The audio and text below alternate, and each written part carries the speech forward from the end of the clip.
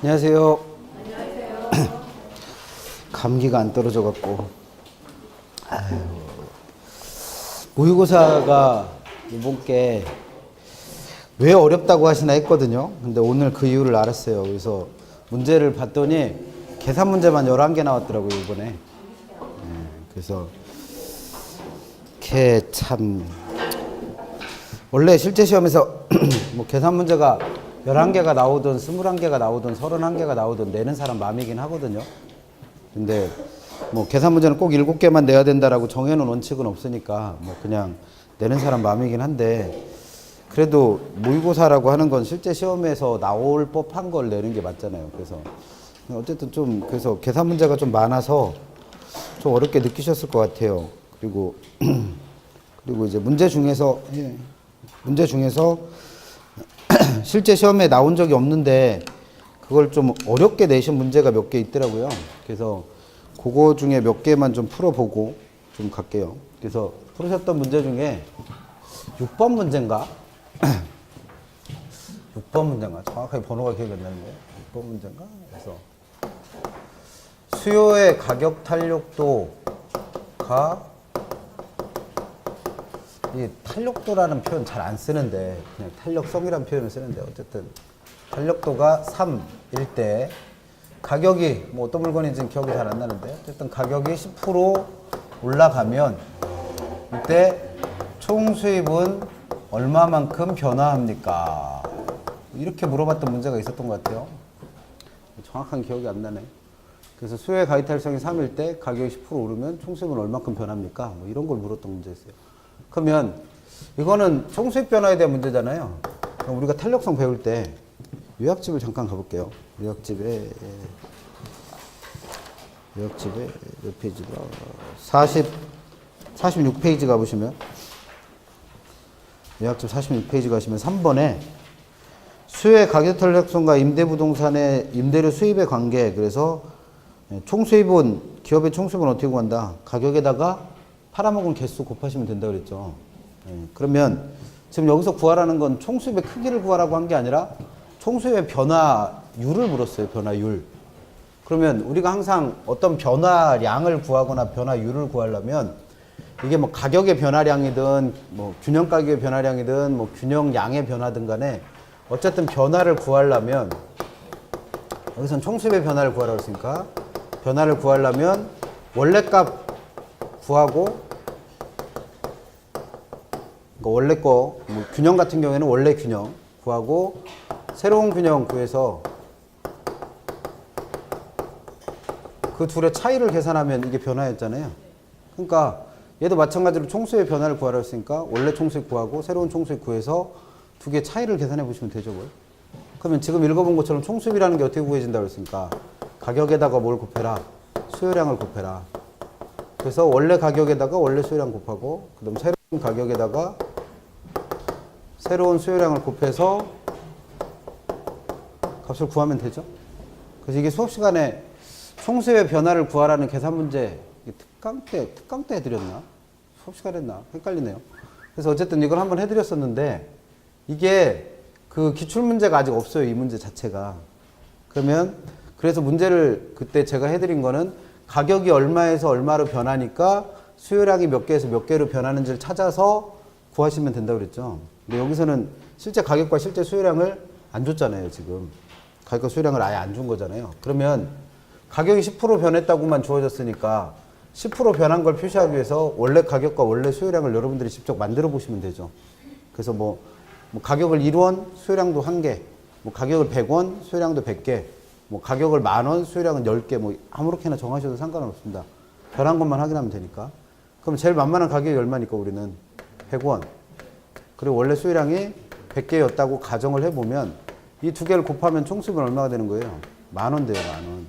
그럼 그 10,000원이었던 총수입이 가격이 10% 올랐으면 100원이었다 10% 오르면 얼마가 되는 거예요? 110원 되죠. 그럼 수요량이 몇 프로 변했는지, 몇 개 변했는지 알아야 될 거 아니에요?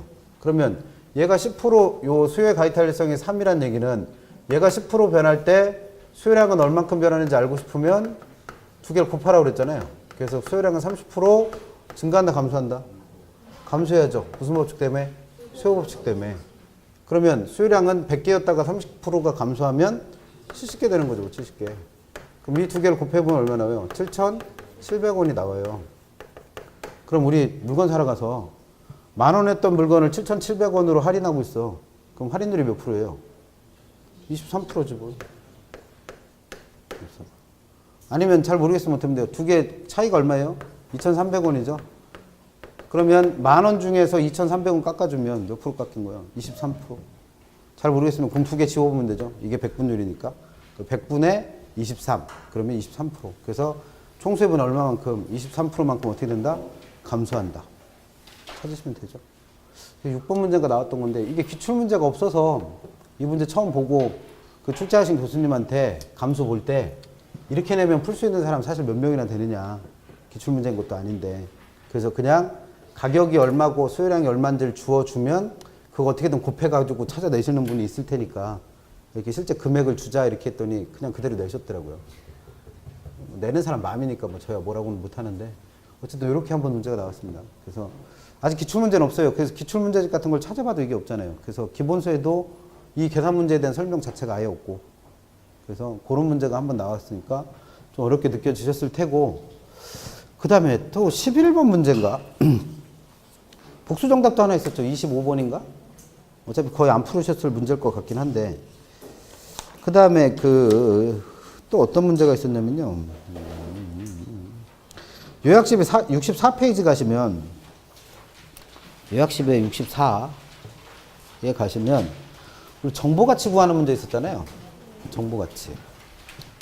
이게 11번 문제였던가? 정확하게 기억이 안 나네. 11번 문제인가에서 정보가치를 구하는 문제를 계산해서 지문 5개를 읽어갖고 맞는지 틀리는지 해결하는 문제 있었어요. 그러니까 그런 게 어려운 거예요. 그냥 구하라고만 하고 말면 되는데 그거를 가지고 지문을 읽어서 그게 또 맞는지 틀리는지까지 물어보고 있으니 문제는 당연히 어렵게 느껴지죠. 그래서 실제로는 그런 문제 잘 안 묻는데 그러니까 옛날 스타일이라는 거예요. 요즘에 나오는 문제들은 그냥 계산 문제면 계산하는 거로 끝내요. 그 계산한 걸 가지고 설명하는 게 그 25번인가? 복수정답 됐었던 투자론에 나오는 그 문제 있잖아요. 그런 문제는 풀을 때 어떻게 하셨어? 계산하는 것만 해도 2, 3분씩 걸리는데 그거 설명까지 다 읽어보면서 답 찾으려면 1분 안에 절대 못 푼다고 그랬잖아요. 그래서 그런 문제 나오면 어떻게 하시랬어요? 도망가라고 그랬어 그냥. 틀리시고 뭐 잘 찍고 마셔라. 근데 그런 문제가 이번 모의고사에서 한 3-4개 있었던 것 같아요. 그러니까 당연히 어렵죠. 내용을 몰라서가 아니라 시간을 많이 뺏기니까 풀 게 별로 없는 거예요, 문제 자체가. 그래서 지난 그 정보가치 했던 거, 우리 효율적 시장 이론할 때 정보가치라는 건 뭐였어요? 정보가치는 남들이 모르는 정보를 이용함으로써 내가 얻게 되는 초과이윤을 정보가치라 부른다고 그랬죠. 그래서 이 정보가치의 크기를 구하려면 확실성 하에서의 현재 가치 구하고 불확실성 하에서의 현재 가치를 구해가지고 어떡하자? 빼자 이렇게 했습니다.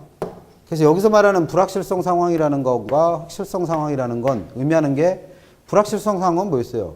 그때 뭐가 나왔나 모르겠네. 문제에서. 하여튼 뭔가 개발 사업이 있었던 것 같아요.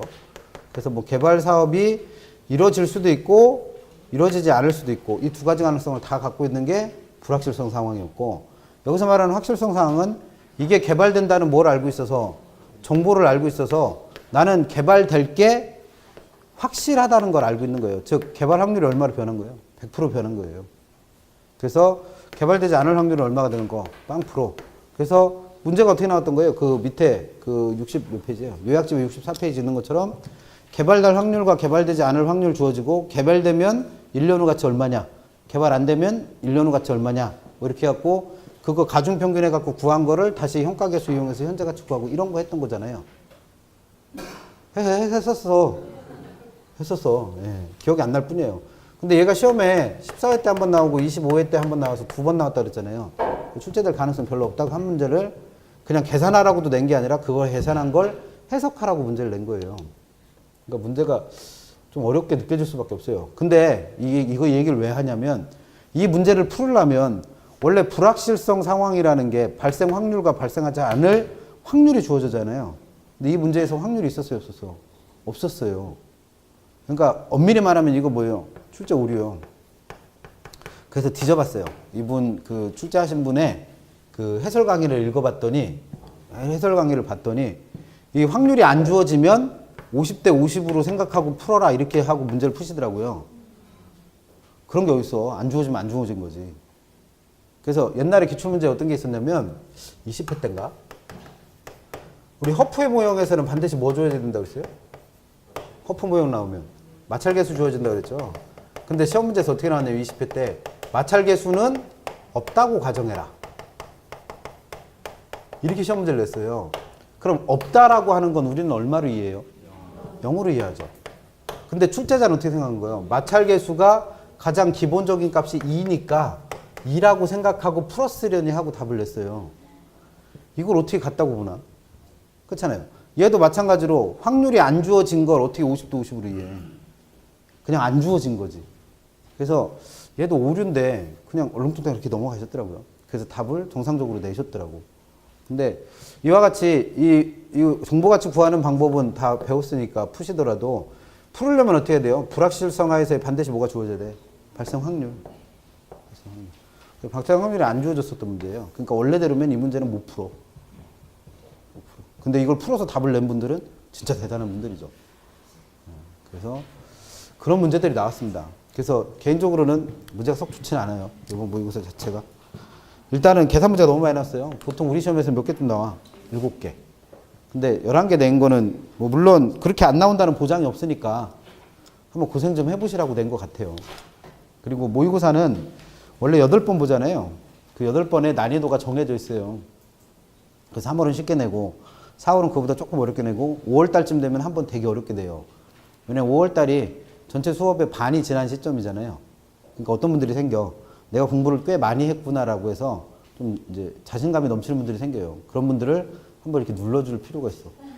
열심히 공부를 하시라고. 그래서 그렇게 해서 한번 어렵게 내고, 그 다음에 6월달, 7월달, 8월달은 그 난이도 높은 게 좀 어느 정도 유지가 돼요. 그랬다가 9월, 10월달에서 9월달쯤 돼서, 그러니까 한 8월 말? 그러니까 8월에 보는 모의고사쯤 돼서 또 한번 어렵게 돼요. 왜냐면 막판, 시험 막판에 또 나태해지지 마시라고. 그렇게 하고 10월달에 마지막 보는 모의고사는 겁나 쉽게 냅니다.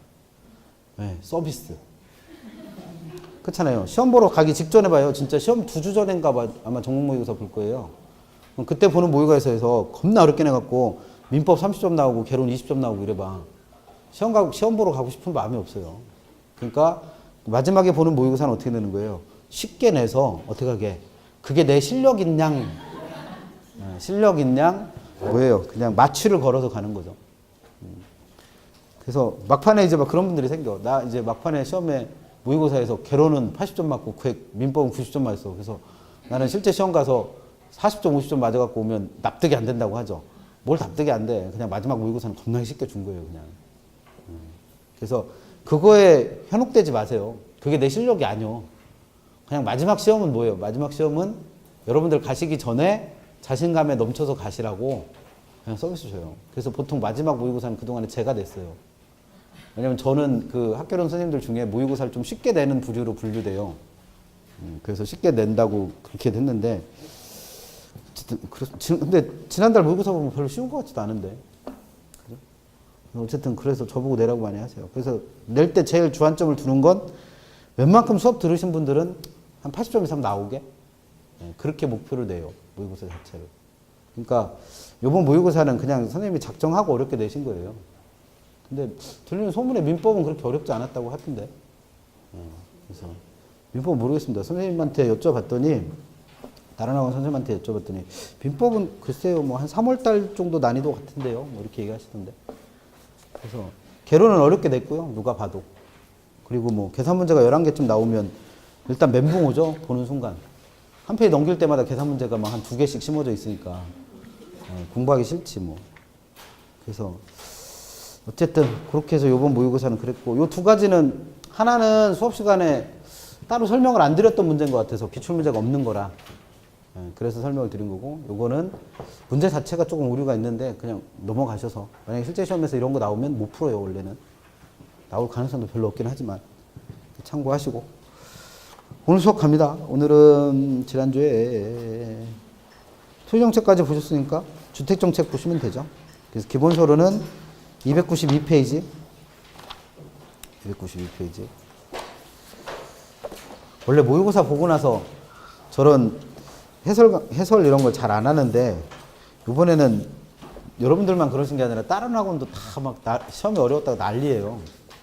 그래서 근데 이렇게 쭉 살펴보니까 옛날에 그 감수 볼 때 이런 문제는 좀 빼셨으면 좋겠습니다라고 이렇게 건의를 드렸던 게 하나도 안 빠졌더라고요.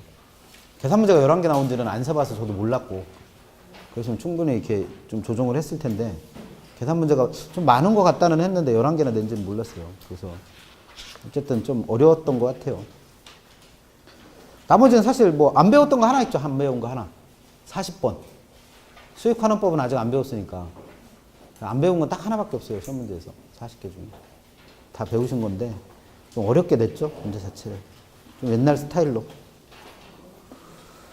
그러니까 문제를 낼 때는 실제 시험 출제하시는 분들은 통계를 다 내요. 문제 자체를. 그래서 그걸 사후 검토도 하고 하니까 그게 뭐 무조건 한 문제는 1분 안에 풀 수 있게끔 내요. 웬만하면. 그러니까 너무 크게 걱정은 안 하셔도 되는데 좀 그렇죠. 292페이지 가셔서 임대주택 정책.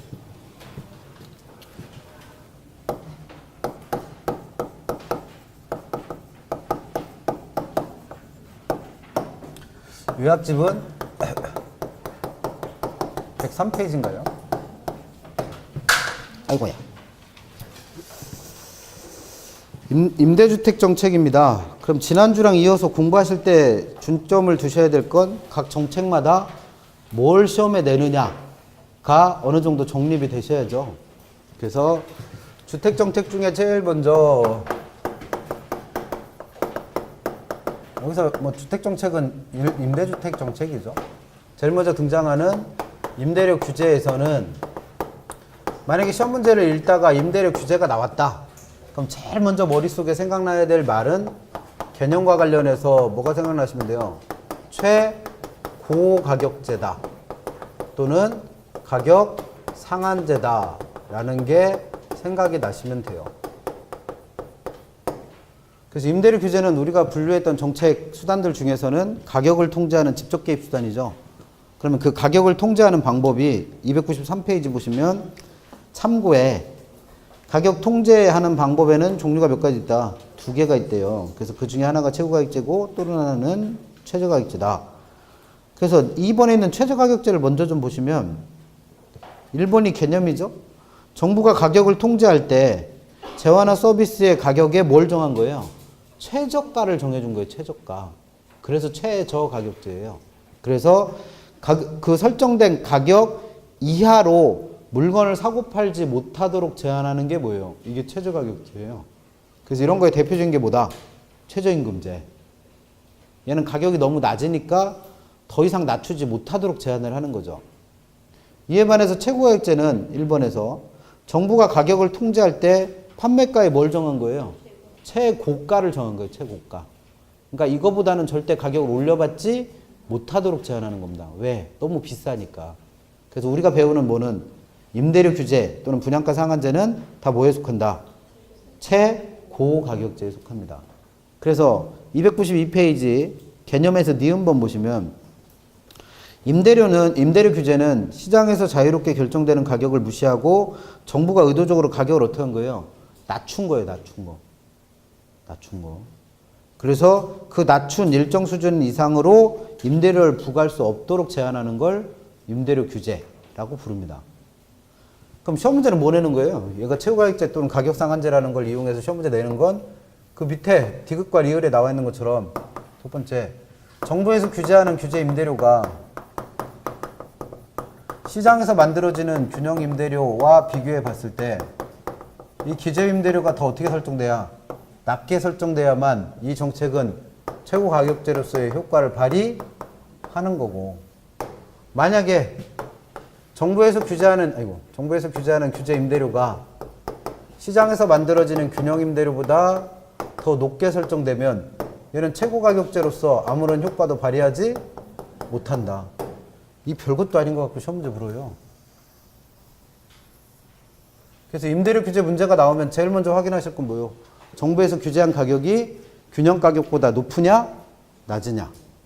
그래서 균형 가격보다 더 낮게 설정되어 있으면 책에 디귿에 나와 있는 것처럼 균형 임대료보다 임대료 상한이 낮을 때는 이 정책이 효과를 발휘한다는 거죠. 그러나 리을번에 규제 임대료가 만약에 시장 임대료보다 높게 설정된다면 맨 마지막 줄에 있는 것처럼 그때는 아무런 효과도 없습니다. 이게 기억하시고 첫 번째예요. 그럼 두 번째는 뭐겠어요? 두 번째. 이 효과가 뭐냐 이거죠. 뭐. 임대료 규제가 시행됐을 때 그 효과. 그럼 우리는 어떤 정책 효과를 분석할 때는 항상 뭐로 나누신다? 단기 효과와 장기 효과로 나누자고 그랬죠.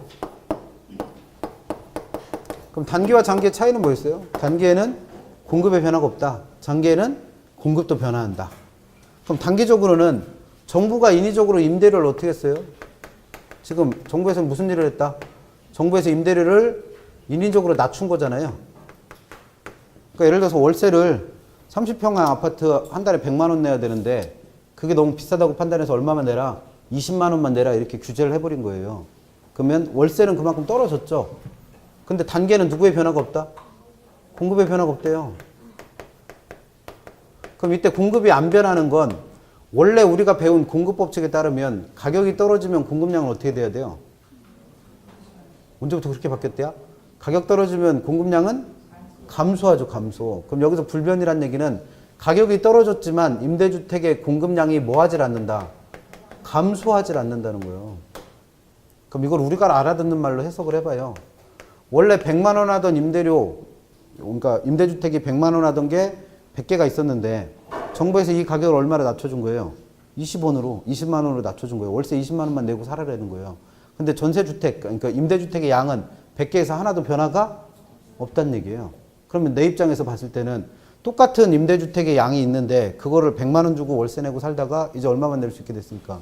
20만 원. 그러면 임차인 입장에서는 혜택이 있다 없다? 당연히 있지. 어떤 혜택? 80만 원 아꼈잖아. 그래서 임차인 입장에서는 단기적으로 뭘 봐요? 혜택을 봐요. 어떤 혜택을? 가격이 떨어진 혜택을 보지 뭘. 그래서 우리 책에 293페이지 보시면 내용에서 임대료 규제 효과는 뭐함으로 나눠서 공부하시라고요? 단기와 장기로 나눠서 공부해요. 근데 단기에는 임대료는 떨어졌죠. 누구 때문에? 정부 때문에. 강제로 낮춘 거예요, 그냥. 그리고 공급량은 어떻게 됐어요? 변하질 않았죠. 단기니까. 근데 이 변하지 않았다가 뭐 하질 않았다는 거예요? 감소하질 않았다는 거예요. 그러면 그만큼 단기적으로는 임대료 규제를 한 효과가 충분히 있다는 얘기 있다. 이거 왜 규제해 주는 거예요? 임대료 규제를 하는 이유. 임차인 보호하려고. 어떻게?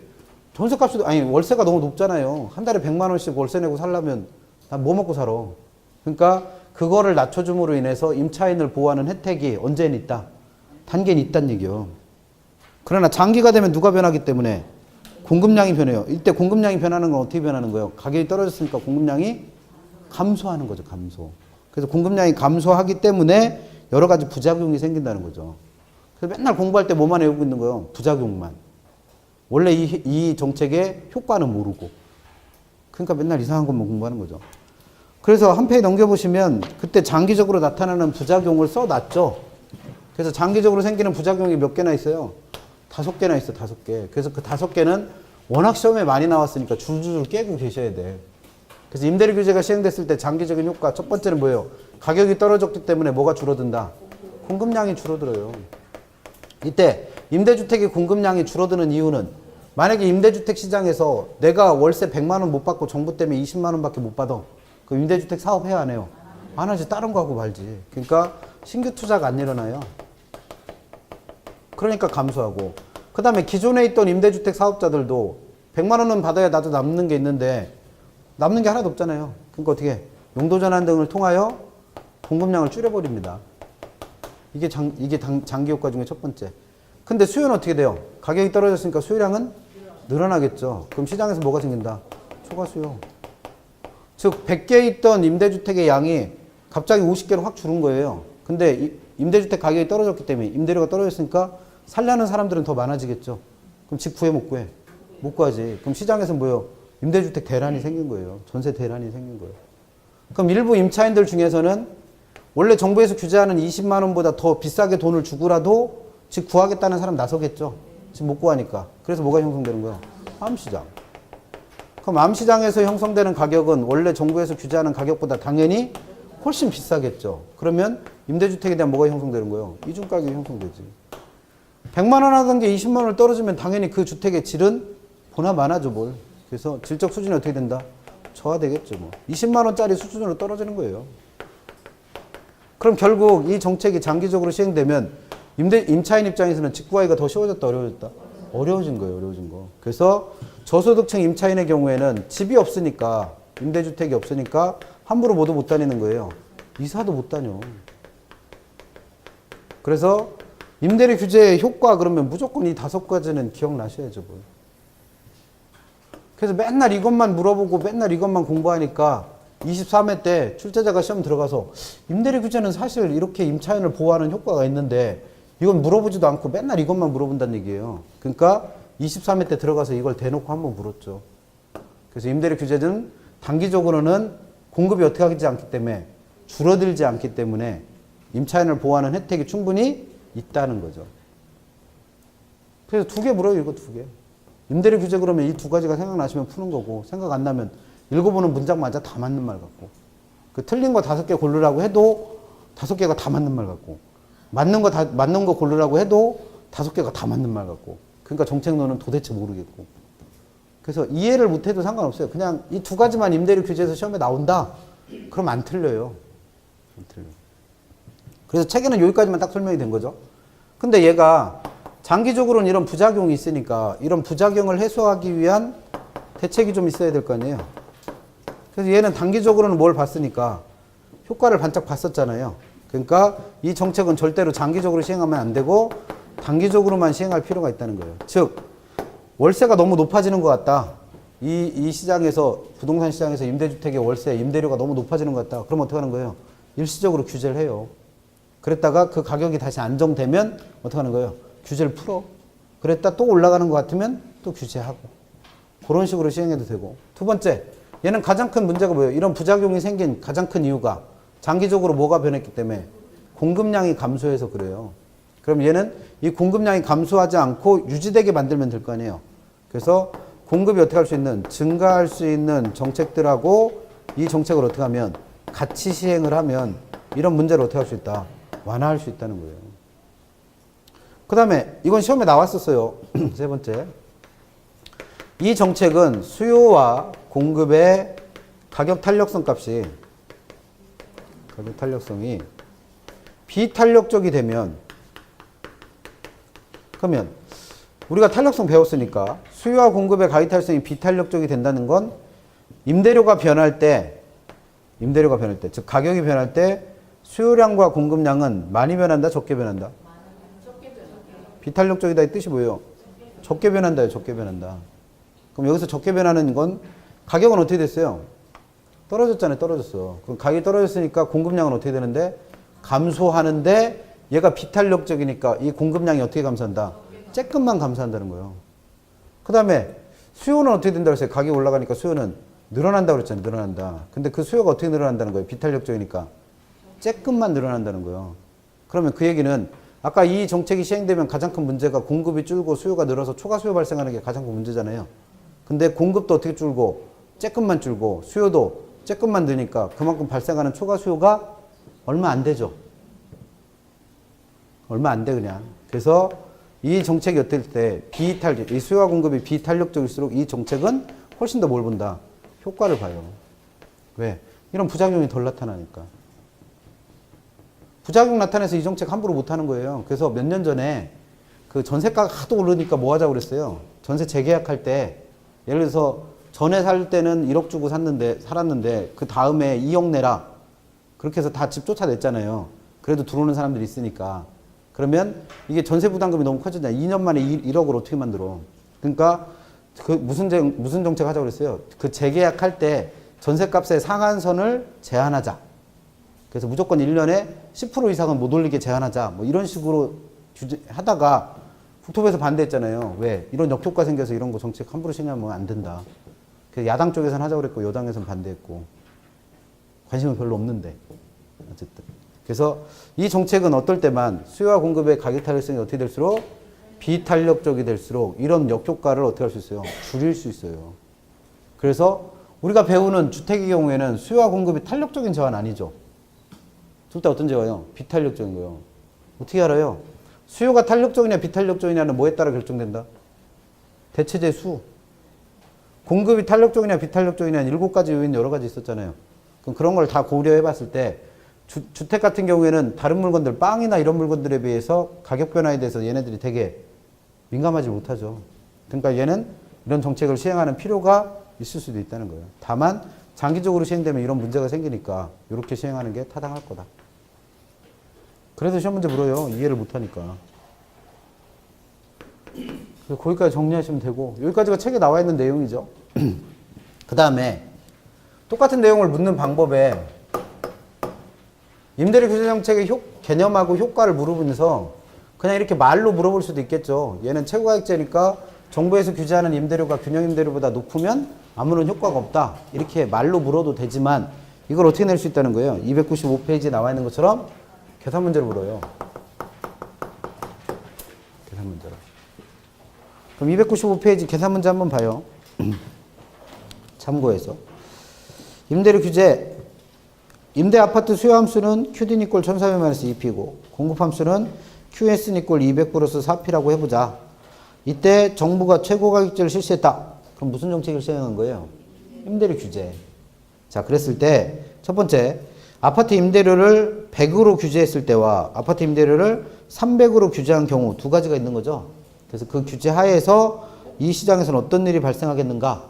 어떤 일이 발생하겠는가를 물었다는 건 이 정책이 뭘 물었다? 효과 물은 거예요, 효과. 그러면 이건 모의고사에서 나왔던 문제인데 문제를 내는 형태를 가만히 보니까 일단 뭐가 주어져 있어요? 수요 함수와 공급 함수를 줬죠? 그리고 뭘 했대요, 정부에서? 임대료 규제를 했대요, 임대료 규제. 임대료 규제 정책을 해서 뭘 정해줬어요? 규제하는 임대료를 정해줬죠? 근데 그 규제하는 임대료가 얼마일 때와 얼마일 때? 100원.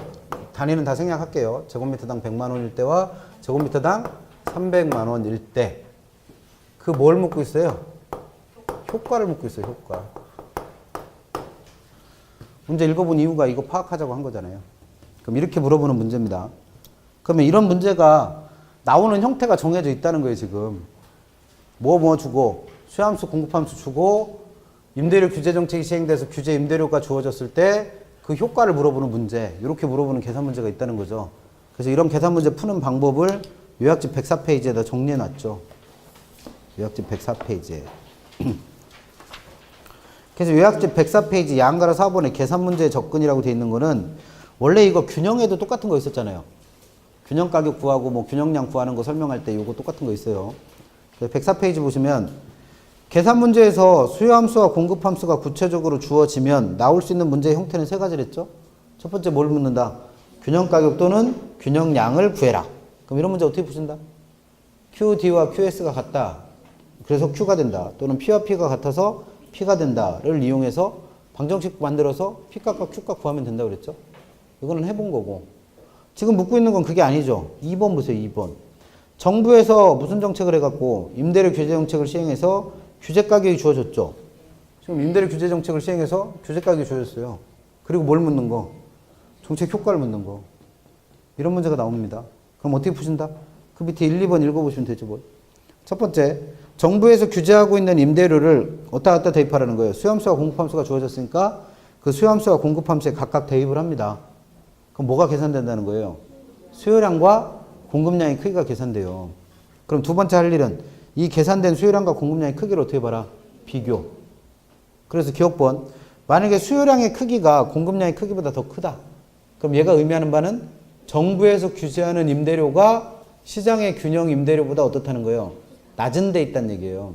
값이 작다는 얘기입니다. 그럼 이때는 우리가 배운 대로 얘가 최고가격제니까 규제하는 임대료가 시장의 균형 임대료보다 작으면 무슨 일 벌어져요? 이와 같은 정책 효과가 발생하죠. 그럼 그 정책 효과 중에 우리가 눈여겨봐야 될 건 뭐예요? 초과 수요.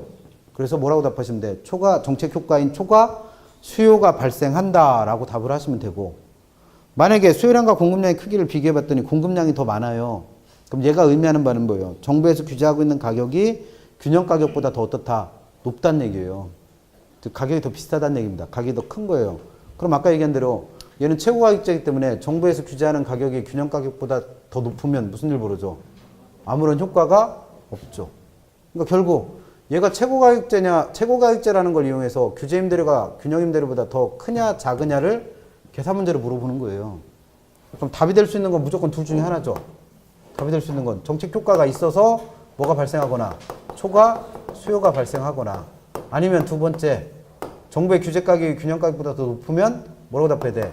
아무런 효과가 없다. 그래서 요번에 냈던 모의고사는 1번이 초과 수요, 2번이 초과 공급, 3번이 초과 수요, 4번이 초과 공급, 5번이 아무런 효과 없다 했죠. 이번 모의고사 보신 기억이 안 나나?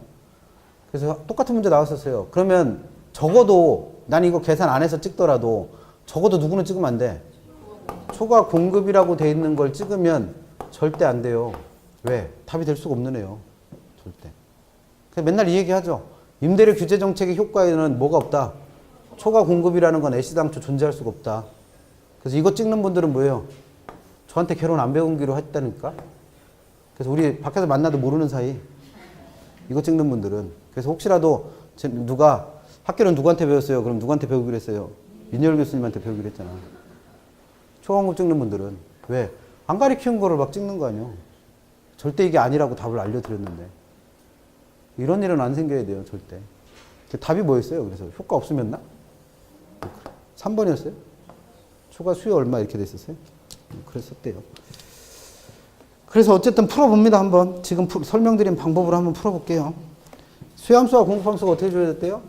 QD 니꼴 1400 마이너스 2P로 주어졌고, 공급함수는 어떻게 주어졌다? QS 니꼴 200 플러스 4P라고 주어졌을 때, 일단 규제 임대료가 100원으로 규제가 됐을 때 효과부터 한번 확인해 보자는 거죠. 그럼 푸는 방법 어떻게 그랬어요? 푸는 방법. 첫 번째 어떻게 해라? 정부의 규제 임대료. 편의상 PG라고 표시해 볼게요. 정부에서 규제하는 임대료가 얼마니까? 100원. 이 규제 임대료를 어디다 대입해라? 수요함수와 공급함수에 각각 대입하랬죠. 그럼 수요함수가 어떻게 생겼으니까? QD 니꼴 1400 마이너스 2P인데 P 값이 얼마로 주어진 거니까 100원으로 주어진 거니까 P 대신 115 넣으면 뭐가 계산되는 거예요? QD 값, 즉 수요량이 계산되잖아요. 그럼 그 수요량은 얼마? 1200개. 그 수요량 계산했고, 그 다음 이걸 다시 어디다 대입해라? 공급함수 QS 니꼴 200 플러스 4 곱하기 P 대신에 100. 그러면 뭐가 구해지는 거예요? QS 값, 즉 공급량 구해지잖아요. 그러니까 얼마? 600. 그럼 이렇게 수요량과 공급량을 구하면 그 다음에 할 일은 뭐랬어요? 두 개의 크기를 비교해보라며. 그래서 비교해 봤더니 지금은 어떤 경우예요? 수요량 QD 몇 개? 1200개. 공급량 QS 몇 개? 600개. 그러면 두 개의 크기를 비교해 보니까 누가 더 큰 거예요? 수요량이 더 큰 거죠. 그럼 얘가 의미하는 바는 정부의 규제 가격인 얼마가 100원이 시장에서 만들어지는 균형 가격 얼마인지 알아요? 몰라요? 모르잖아요. 아직 계산 안 해봤으니까. 그래서 이 균형 가격보다 더 어떻다는 뜻이다. 더 낮은 데 있다. 더 작다라는 뜻입니다. 그럼 이때는 얘가 최고가격제니까 이와 같이 규제 가격이 균형 가격보다 낮을 때는 뭐가 발생한다고 그랬습니까? 정책 효과가 발생한다고 했으니까 그때 정책 효과인 초과 수요라고 답을 하시면 되고, 이 초과 수요라는 뜻은 뭐예요? 수요량이 많다는 거잖아요. 그럼 몇 개 많은 거예요? 수요량은 1200개고 공급량은 600개면 몇 개 많은 거예요? 600개 많은 거지 뭘. 초과 수요가 600 발생하는 겁니다. 이렇게 답하시면 이게 답이에요. 근데 만약에 정부에서 가격을 얼마로 규제한다면 300. 그럼 300으로 규제할 때는 P 대신 얼마 넣으면 돼요? PG 대신 300 넣으면 되지 뭐. 얘가 300대니까 공급량은 몇 개로 계산돼요? 600 빼니까 800개가 되는 거죠. 800개. 그 다음 얘도 300으로 바뀌니까 1200에다 200 더하니까 1400으로 변하죠. 그럼 똑같이 어떻게 하는 거예요? 둘의 크기를 비교해봐요. 비교해봤더니 수요량은 몇 개 나왔고? 800개 나왔고, 공급량은 400개 나왔어. 1400개 나왔으니까 누가 더 크다? 공급량이 더 크잖아요. 그럼 얘가 의미하는 바는 뭐라는 거예요? 정부의 규제 가격 얼마가 300원이 균형 가격 얼마인지는 잘 모르겠지만 이렇게 된 걸 보니까 요 규제 가격이 균형 가격보다 어디 있구나? 더 위에 있구나. 그럼 초과 공급을 문제에서 지문에 던지는 이유는 뭐예요? 이것만 보고 뭐가 많으니까 공급량이 많으니까 이걸 초과 공급이라고 하는 분이 있다니까. 근데 초과 공급이라는 건 없어요, 아예. 그래서 정책이, 얘는 정책 효과를 묻는 거니까 이렇게 될 때는 뭐라고 답하셔야 돼? 아무런 효과가 없다라고 답하셔야죠. 그 둘 중에 하나는 골라야지. 그 제일 안타까운 분들이 뭐예요? 초과 공급 찍는 분들. 왜? 저랑 모르는 사이가 되고 싶은 분들. 그래서 임대료 규제와 관련해서 임대료 규제 문제를 풀 때 말로 물어보든 계산 문제로 물어보든 아무 상관없이 뭐가 보이면 초과 공급이 보이면 임대료 규제에서 초과 공급이라는 단어가 뜨면 얘는 무조건 뭐예요? 무조건 틀린 말이요. 무조건 틀린 말. 그렇게 가르쳐 드려도 그걸 찍어서 틀리는 분이 있더라니까. 그래서 속이 터져요. 그 다음에 여기까지는 기출문제가 됐었습니다. 시험 문제가 있어요. 시험 문제가 있는 거고. 그 다음에 아까 104페이지 요약집의 104페이지를 다시 가보시면 오늘 나눠드린 문제 10번처럼 3번에 아까 배웠던 임대료 규제 효과 중에 세 번째 효과가 뭐였어요? 세 번째 효과가 뭐가 형성된다? 암시장이 형성된다. 그래서 뭘 구해라? 암시장 가격을 구해라 라는 문제가 나올 수도 있다는 거죠.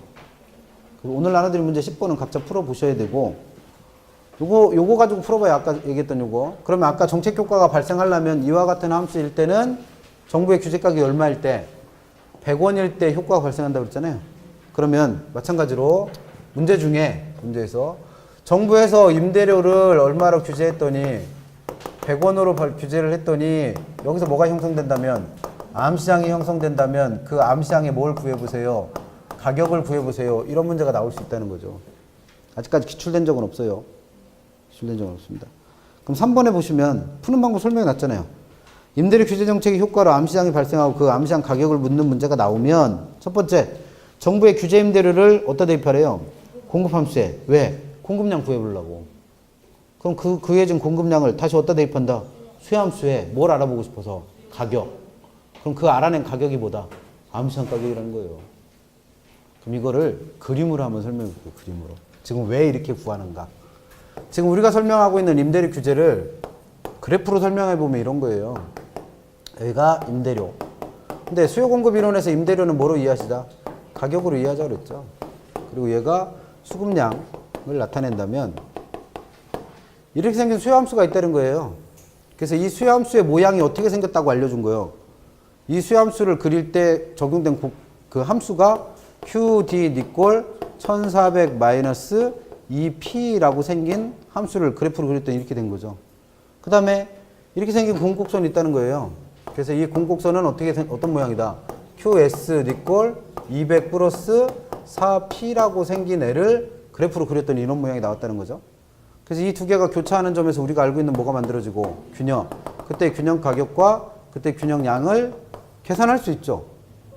지금 우리가 설명드리는 계산 문제 접근해서 이거 구하고 싶으면 어떻게 하면 돼요? QD와 QS가 같다고 놓고 P 갖고 하면 된다며. 그러면 마이너스 붙은 거 반대로 넘어가니까 6P. 얘 이쪽으로 넘어오면 부호 바뀌니까 1200. 그럼 P 갖고 하면 얼마 나와요? 200. 이거 맨날 계산했던 거 아니에요.